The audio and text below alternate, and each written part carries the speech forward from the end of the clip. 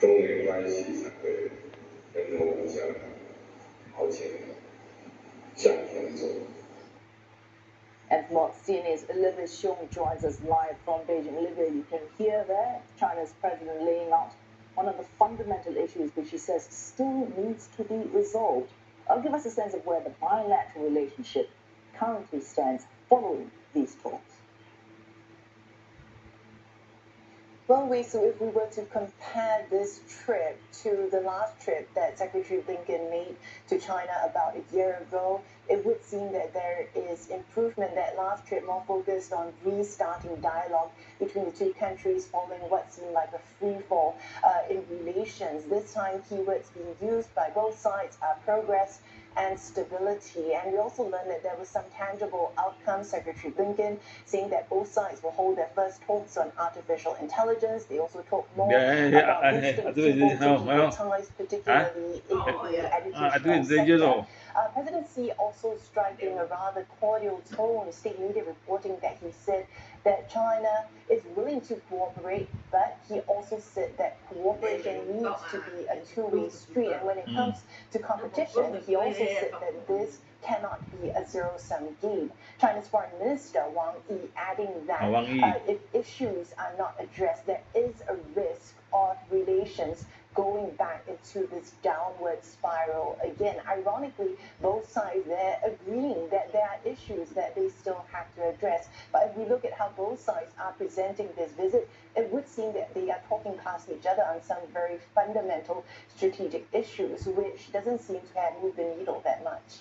Also, Olivia, as you mentioned, talking past each other on these issues on which it is very difficult to make progress. Did we see any tangible progress on these issues?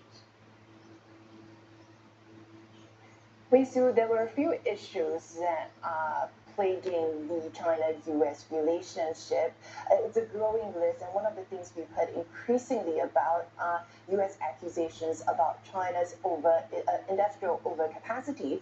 This is something that Mr. Blinken said he raised again, saying that there was overcapacity in solar panels, electric vehicles, and batteries, saying that this would flood markets and put US jobs at risk. And this is something he said the US would not allow.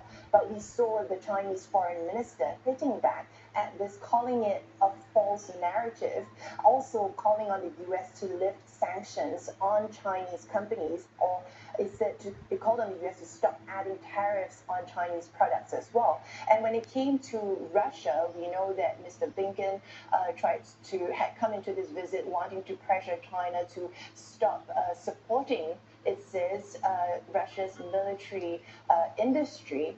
But this is something that China continues to deny, also saying that its economic relations with Russia are normal. Instead, in Chinese state media, what they are focusing on are China's concerns. What Foreign Minister Wang Yi reportedly warning Mr. Blinken about not crossing red lines when it came to China's national security and sovereignty. And this is with regard to the self-ruled island of Taiwan. It talked about how Mr. Blinken had committed that the U.S. would continue to follow the One China policy. Also, China saying that the Asia-Pacific should not be a major battleground for major countries. And this, as we know, that China has been angered by the U.S. strengthening its alliances, including in areas like the South China Sea, which is disputed by China.